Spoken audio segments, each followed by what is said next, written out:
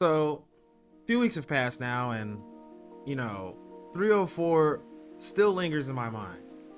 Because how is it that we get a fight between two fighters, the two top guys, right? The champion and the number one contender. There's no debate on who should have got a title shot, right? And there wasn't as much excitement for the fight as you would expect for a fight like this. You know, when you think about it, Leon was on a 12 win streak when he fought Bilal. Bilal was on a 10 win streak when he fought Leon. The first time they fought, Leon was on an 8 win streak and Bilal was on a 4 win streak.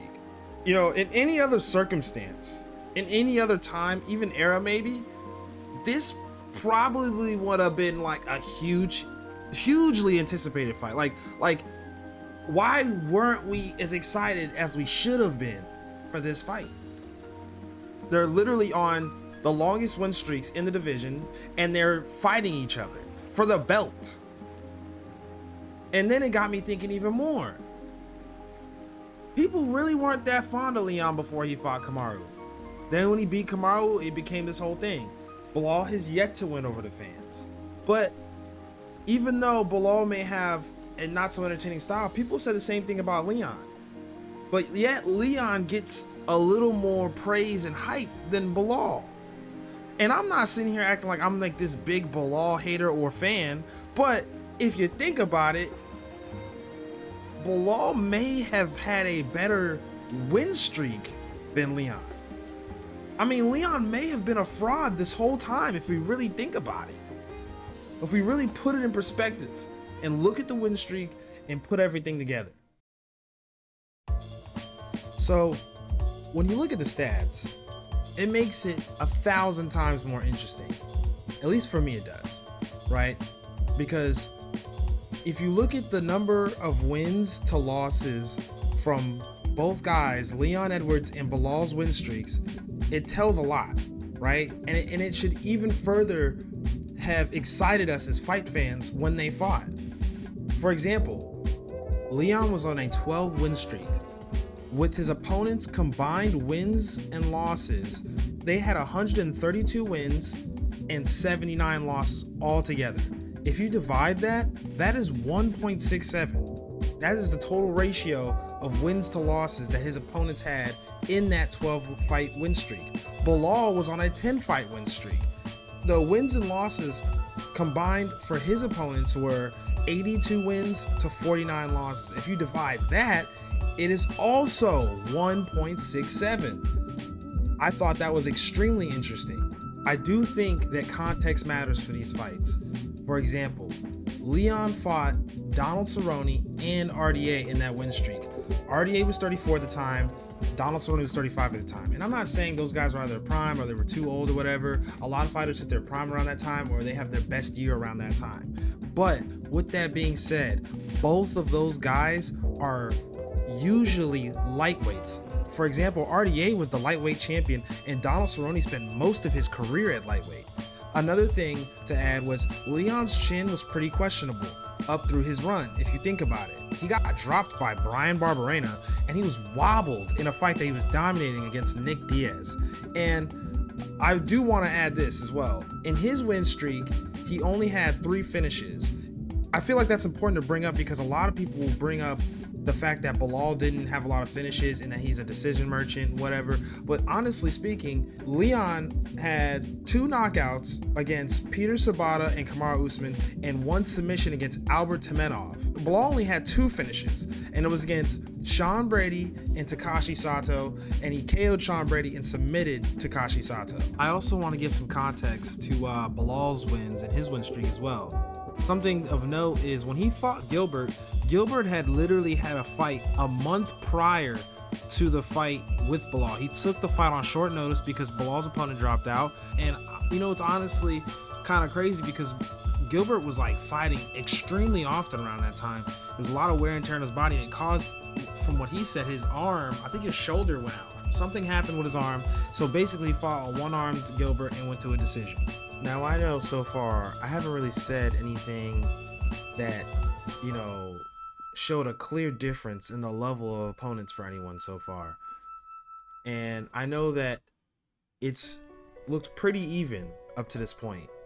But once we look at the ranked opponents they fought, the number of ranked opponents, and what rank they were when they fought that opponent, I think it will draw a clearer picture on why we were looking at this fight so wrong when it was originally made. For example, Bilal, he had to fight 4 ranked opponents before he got his title shot.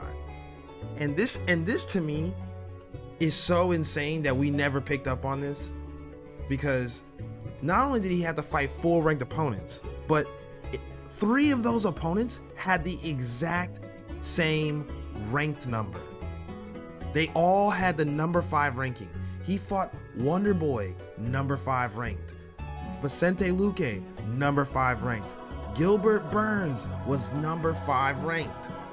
And he also fought Sean Brady, who was number 8 ranked. Okay? And when I saw what I'm about to show you, or I'm about to tell you, it completely blew my mind. I didn't think this is what happened. You know, I didn't expect this. But Leon only had to fight 2 ranked opponents.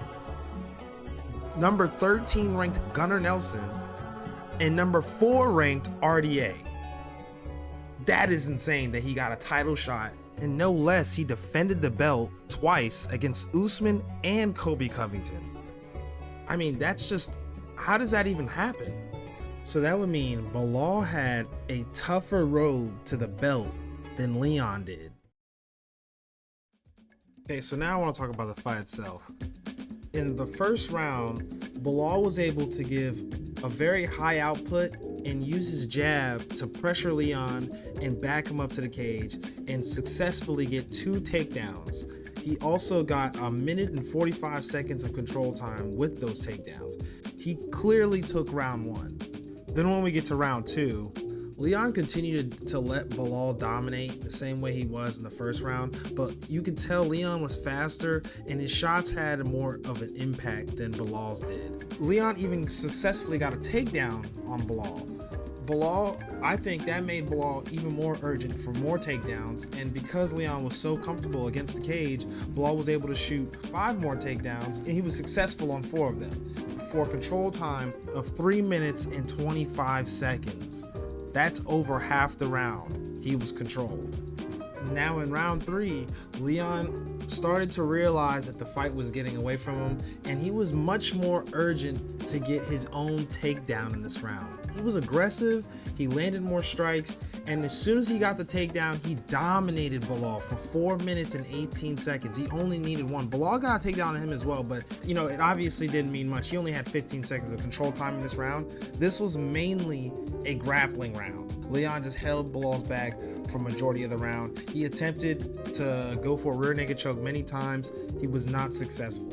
Now, even though Leon had momentum going into the 4th, he did what he was doing in the first 2 rounds, which was backing up to the cage, letting Bilal pressure him, and allowing Bilal to successfully get takedowns and control him. Bilal only went for 2 takedowns in that round, and he only needed the 1 for a control time of 3 minutes and 17 seconds. And it was, like I said, more of the same in the first rounds, but this time it was a far more dominant round for Bilal because he threw 82 and landed 62, while Leon only threw 14 and only landed 10. Now this final round really frustrates me because in this final round, it was really just more of the same. Bilal controlling Leon.